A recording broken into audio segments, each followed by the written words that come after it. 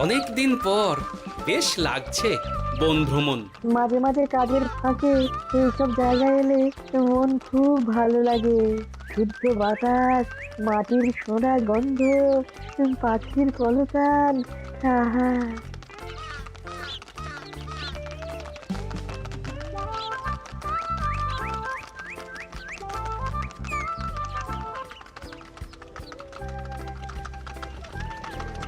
মহারাজের রথ থামছে। আমরা এইখানে বসে আজ রাজকার্য পরিচালনা করব। মন্ত্রী, তুমি ঝটপট এখানে বসার বন্দোবস্ত করে দাও। আমি এক্ষুনি ব্যবস্থা করে দিচ্ছি মহারাজ। এই এখানেই আমাদের বসার জন্য ছাউনি করে দাও। এক্ষুনি করে দিচ্ছি মন্ত্রী মশাই। এরা বসার জায়গাটা করে দিক, ততক্ষণ আমরা একটু হেঁটে আসি।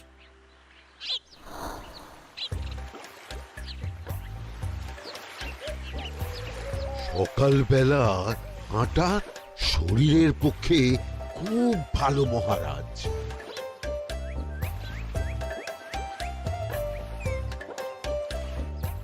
আগেকার দিনে রাজা মহারাজরা এই সব বনে মৃগয়া করতে আসতেন। মৃগয়া একদম ভালো নয় মন্ত্রী। তুমি জঙ্গলে আসছো অন্য প্রাণীদের মারতে। কেন মারবে? ওরা তো তোমার কোনো ক্ষতি করেনি। না, তা করেনি, কিন্তু তখন ওটা রাজা মহারাজাদের খেলা ছিল। শুনেছি আপনার প্রপিতামহ খুব ভালো বাঘ শিকার করতেন, অনেক বাঘ মেরেছেন। মন্ত্রী, তুমি একটা কথা হয়তো জানো না। আমার প্রপিতামহ শিকার করতেন, কিন্তু কোনো স্বাভাবিক জানোয়ারকে নয়। যে বাঘ মানুষ খেকো হয়ে প্রজাদের ক্ষতি করত, আমার প্রপিতামহ সেই সমস্ত বাঘদেরই মারতেন। এছাড়া উনি বন্য প্রাণী সংরক্ষণ করতে বড়ই ভালোবাসতেন।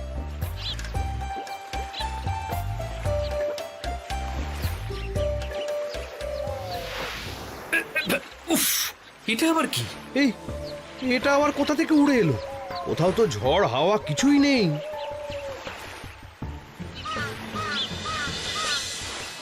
একটা ধাঁধা মহারাজ, এই কাগজে লেখা। ধাঁধা? পড়ো দেখি।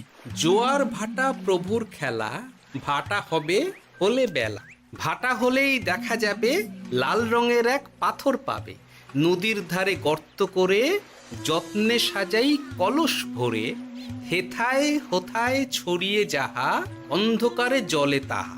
ঢুকলে চক্ষু ঝলসে যাবে, হাতের কাছে ঘন্টা পাবে। ঠিক ঘন্টা বাজলে পরে পড়বে ঝরে থরে থরে। ঘন্টা যদি হয় ভুল, যেন তুমি হারাবে কুল। ঠিক ঘন্টা চিনতে হলে নকশা দেখো চক্ষু খুলে। সিন্দুক দেওয়ালে হাত দাও, আসল ঘটনা জেনে নাও। ওরে বাবা, খুব দীর্ঘ ধাঁধা। তা মন্ত্রী, তুমি কিছু বুঝলে? এটা একটা গুপ্তধনের নকশা। এর মধ্যে গুপ্তধন কোথায় আছে তার একটা ধারণা দেওয়া আছে। গুপ্তধন? ওটা আমাকে পেতেই হবে, পেতেই হবে। দেখি দেখি, একবার কাগজটা দাও। গোপাল, কাগজটা আগে আমার হাতে দাও, দেখি ভালো করে। এখন নদীতে জোয়ার চলছে গোপাল। একটু পরেই ভাটা শুরু হবে। হ্যাঁ, ভাটা না হলে কিচ্ছু বোঝা যাবে না। এখানে স্পষ্ট লেখা আছে, ভাটা হলেই দেখা যাবে লাল রঙের এক পাথর পাবে। তার মানে আমাদের ভাটা হওয়া পর্যন্ত অপেক্ষা করতে হবে। না, সময় নষ্ট না করে ধাঁধাটার সমাধান করতে শুরু করি। ভাটা হলে একটা লাল রঙের পাথর দেখা যাবে, এই পর্যন্ত পরিষ্কার আছে। বুঝতে হবে ওর পর থেকে। পড়ো গোপাল, চলো আমরা সবাই বুদ্ধি লাগাই। নদীর ধারে গর্ত করে যত্নে সাজাই কলস ভরে। এটার অর্থ, ধাঁধাটা মাথায় বসিয়ে নিয়েছি, এবার কে কি বলবে সেটা শুনতে হবে। চলো গোপাল, আমরা ধাঁধা যেমন যেমন বলেছি তেমন তেমন ভাবেই চলি। চলুন মহারাজ, এখন আমাদের দেখতে হবে লাল পাথর। কোথায় আছে লাল পাথর? চলো চলো সবাই, চোখ কান খুলে আমরা নদীর পাড় ধরে হাঁটি। আমি একটু তফাতে হাঁটি। গুপ্তধন আমাকে একা পেতে হবে। ভাটা হলেই দেখা যাবে লাল রঙের এক পাথর পাবে। আমাকে চোখ কান খোলা রাখতে হবে। লাল পাথর, নদীর চড়ায় লাল পাথর দেখতে হবে। লাল পাথর, লাল পাথর। ওটা কি? তো এই তো লাল পাথর, লাল পাথর। ওরা অনেকটা এগিয়ে গেছে, ওদের আমার দিকে নজর নেই। এই সুযোগ একা একা গুপ্তধন নিয়ে পালাবো। আহ, এ, এ।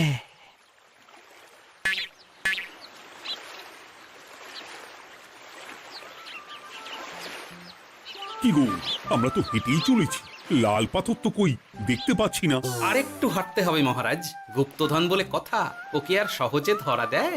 সেটা অবশ্য সঠিক কথা।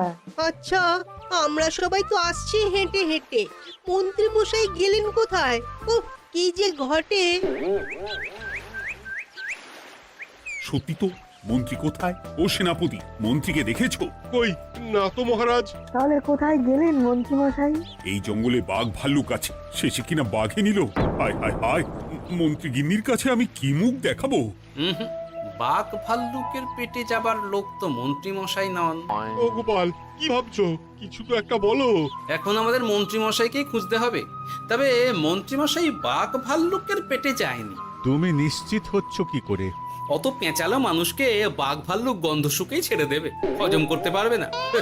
না না না, এখন রসিকতা করার সময় নয়, আমাদের মন্ত্রীকে খুঁজে বার করতেই হবে। কোথায় গেল মন্ত্রী? চলো চলো, গুপ্তধন মাথায় থাক, চলো মন্ত্রীকে খুঁজি। আহ, মন্ত্রী কোথায় গেল কে জানে। একবার পুরো ধাঁধাটা ঝালিয়ে নি। ভাটা হলেই দেখা যাবে লাল রঙের এক পাথর পাবে। ভাটা হয়েছে, লাল রঙের পাথরের মাথায় চাপ দিয়ে গুহার মুখও খুলেছি। এবার নদীর ধারে গর্ত করে যত্নে সাজাই কলস ভরে। এটাই তো ঠিক বুঝতে পারছি না।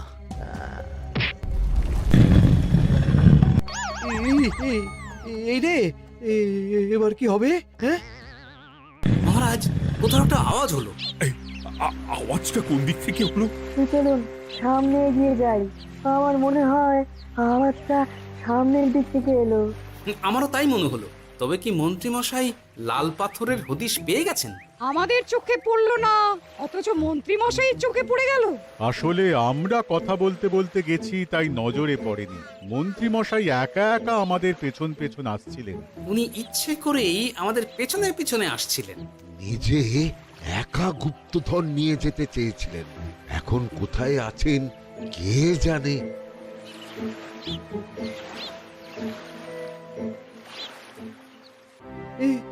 অন্ধকারে কিছু দেখতে পাচ্ছি না তো। ধাঁধাতে কি ছিল? হ্যাঁ, কি ছিল? হেথায় হোথায় ছড়িয়ে যাহা, অন্ধকারে জলে তাহা, ঢুকলে চক্ষু ঝলসে যাবে, হাতের কাছে ঘন্টা পাবে। পেয়েছি পেয়েছি, ঘন্টাটা পেতে হবে। ঘন্টা।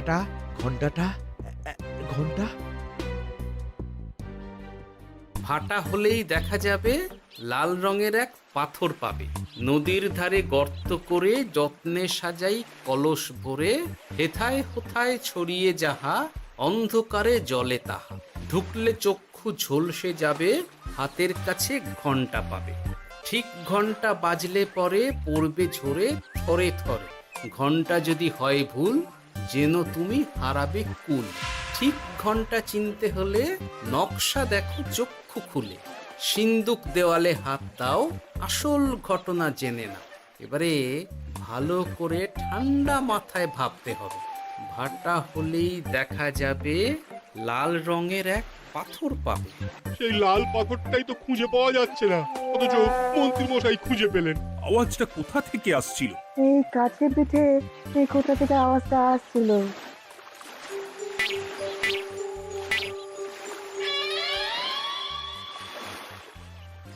এই তো, এটাই মনে হয় সেই লাল পাথর। একটু নাড়িয়ে চাড়িয়ে দেখি তো কিছু হয় কিনা।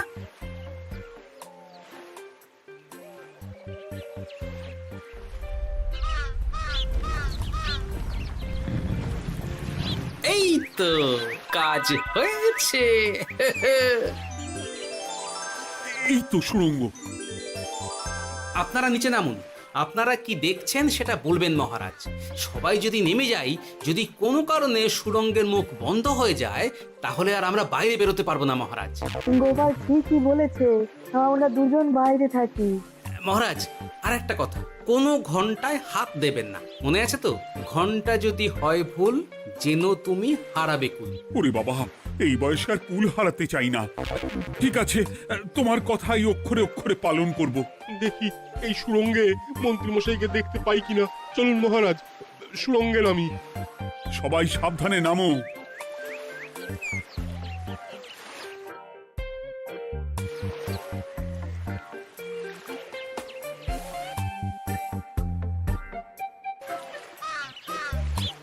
মহারাজ, ওখানে কি কি দেখতে পাচ্ছেন? ওখানে কি মন্ত্রী মশাই আছেন? না গোপাল, মন্ত্রীকে এখনো দেখতে পাইনি। শুধু আমি এখানে অজস্র পাথর দেখতে পাচ্ছি। পাথরে পাথরে ছয়লা, ছোট বড় অজস্র। পাথরগুলো বড় অদ্ভুত, কিরকম কিরকম মানুষ মানুষ গড়ন। লম্বা বেঁটে হরেক রকম। মানুষ মানুষ গরম, সেটা কি রকম? আর কিছু? কোনো কলসি কি দেখতে পাচ্ছেন? কলসি তো দেখতে পাচ্ছি না। মহারাজ, কলসি থাকতেই হবে, কারণ ধাঁধায় লেখা আছে নদীর ধারে যত্ন করে যত্নে সাজাই কলস ভরে। গর্তটা আসলে হলো সুড়ঙ্গ, কিন্তু কলস। মহারাজ, মহারাজ, এইদিকে এইদিকে একটা কলসের মতো কি যেন আছে। এইদিকে আসুন, এদিকে এদিকে। হ্যাঁ গোপাল, দেখতে পেয়েছি। এবার আমি যেরকম যেরকম বলবো সেই রকম সেরকমই করবেন। আমি বিজ্ঞানীকে নদী থেকে জল তুলে পাঠিয়ে দিচ্ছি। পাত্র কোথায় পাবে? আমাদের জল খাবার যে পাত্র আছে সেটা আনতে লোক পাঠাচ্ছি। ঠিক আছে। শুধু একটা কথা বলছি, আপনারা কেউই সুড়ঙ্গের ভেতরে কোনো কিছুতে হাত দেবেন না। কেন গোপাল? সব পরে বলবো, এখন আমি যা বলছি সেটা শুধু মনে রাখুন। সুড়ঙ্গের ভেতরে কিছুতে হাত দেবেন না। ঠিক আছে। প্রহরী, তুমি যাও, যেখানে আমাদের বসবার আয়োজন করা হয়েছে সেখানে গিয়ে একটা জলের পাত্র নিয়ে নদী থেকে জল ভরে নিয়ে এসো।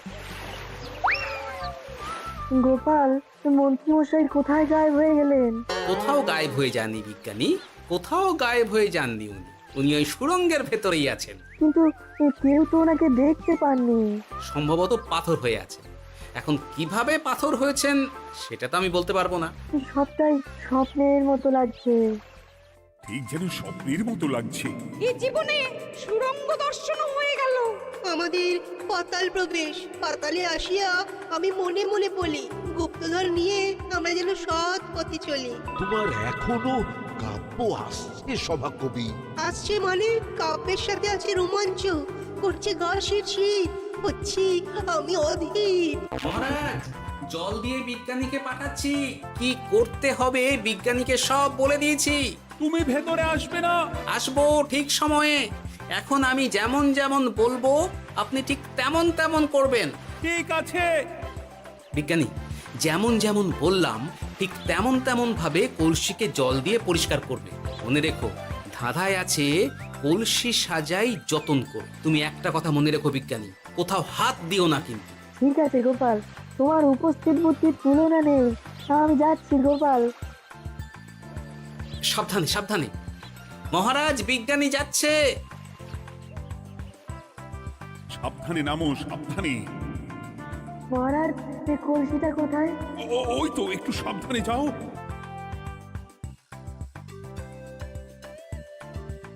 বিজ্ঞানী, কলসির দেখা পেয়েছো? পেয়েছি পেয়েছি পেয়েছি। এবারে কলসিটাকে ভালো করে জল দিয়ে ধুয়ে দাও। কলসির আলোয় সুড়ঙ্গ আলোকিত গোপাল। এরপর কি? ভালো করে দেখুন মহারাজ, কোথাও ঘন্টা দেখতে পাচ্ছেন কিনা? ঘন্টা? একটা তো নয়, সার সার ঘন্টা, অনেকগুলো ঘন্টা। সাবধান, ঘন্টায় হাত দেবেন না, শুধু দেখুন।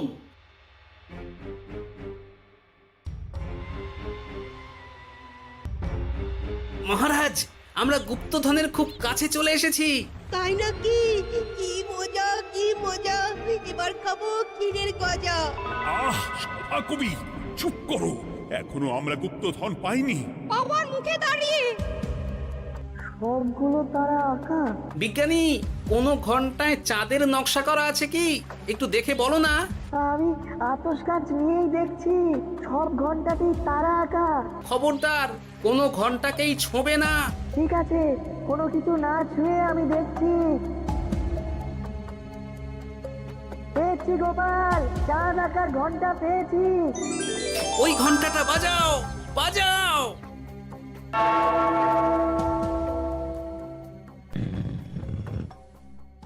গুপ্তধন পেয়েছেন মহারাজ? বাঁচাও, বাঁচাও, বাঁচাও।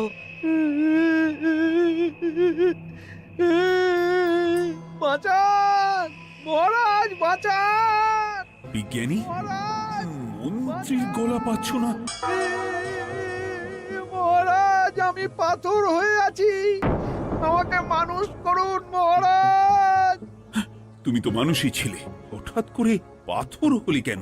মহারাজ, গুপ্তধন পেয়েছেন? পেয়েছি, তার সাথে মন্ত্রীকেও পেয়েছি।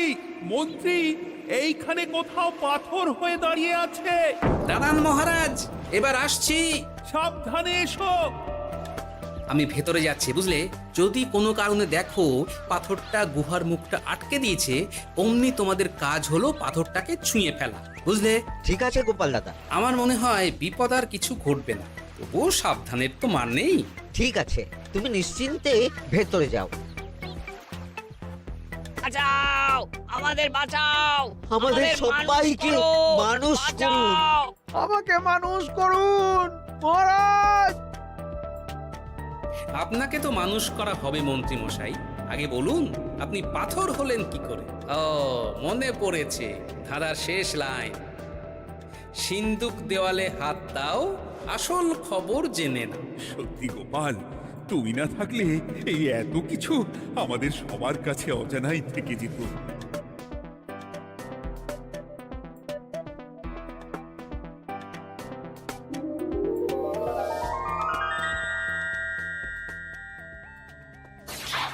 ধন্যবাদ আমাকে মুক্ত করার জন্য। আপনি কে? আমি যক্ষ। আমাকে এই ধন সম্পত্তি পাহারা দেওয়ার জন্য এক ডাকাত দলের সর্দার যক্ষ করে রেখেছিল। আমি 100 বছর ধরে এইখানে যক্ষ হয়ে আছি। আমি তোমার জন্য মুক্ত হলাম গোপাল। এই সম্পত্তি তোমার গোপাল। সম্পত্তি নিয়ে আমি কি করব? আমি এই সব সম্পত্তি মহারাজকে দান করলাম, রাজ্যের অনেক কাজ হবে এতে। তুমি ধন্য গোপাল, তুমি ধন্য। এবার আমার যাবার সময় এসেছে, আমাকে যেতে হবে। যাবার আগে এই পাথরগুলোকে মানুষ করে যান। এরা সব লোভী। আমি আমার সীমিত ক্ষমতায় এই গুপ্তধনের ধাঁধাকে এখানে যারাই ভ্রমণ করতে আসে তাদের হাতে তুলে দিই, কিন্তু কেউ এই ধাঁধার সমাধান করতে পারে না। সবার মনে লোভ কাজ করে, এই লোভ এদেরকে পাথর করে রেখেছে। পাথর হলো কি করে? একটা মানুষ এসে বুক ভরা লোভ নিয়ে আধা পুরো না জেনে পাথরে হাত দিলেই সে পাথর হয়ে যাবে। আমাদের খুব ভুল হয়েছে, আর লোভ করবো না, আমাদের বাঁচাও। আমাকে মুক্ত করে দিন, আমার খুব ভুল হয়েছে মহারাজ, মুক্ত করে দিন আমায়। তুমি এখানে আগে এসেছিলে, তাই তো আগে এসে ভাবলে নিজেই একা একা গুপ্তধনকে হরপ করে দেবে। এদিকে তোমাকে না দেখতে পেয়ে আমাদের কত চিন্তা হচ্ছিল। যারা লোভী তারা কারো কথা ভাবে না, শুধু নিজের কথা ভাবে। আমাকে আর একটা সুযোগ দিন, আমি আর লোভ করব না মহারাজ। ও, তোমার কথার কোনো দামই নেই। না মহারাজ, আমাকে আর একটা সুযোগ দিয়ে দেখুন, আমি আর লোভ করব না, আমাকে মানুষ করুন মহারাজ। আমাদের সবাইকে মানুষ করুন, দয়া করে মানুষ করুন। যক্ষরাজ, এদের আপনি ক্ষমা করে দিন। ঠিক আছে, তোমাদের আবার মানুষ করে দিচ্ছি।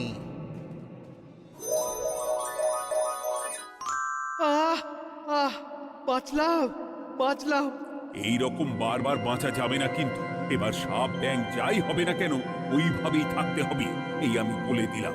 এবার আমার মুক্তি। মুক্তি নেবার আগে আরেকটা প্রশ্ন, যে ডাকাত সর্দার তার সম্পত্তিকে রাখার জন্য আপনাকে যক্ষ বানিয়েছিল, এই সম্পত্তি তো তাদের, আমরা তো নিতে পারি না। লোভ বড় খারাপ গোপাল। অতিরিক্ত লোভ মানুষকে পশু করে দেয়।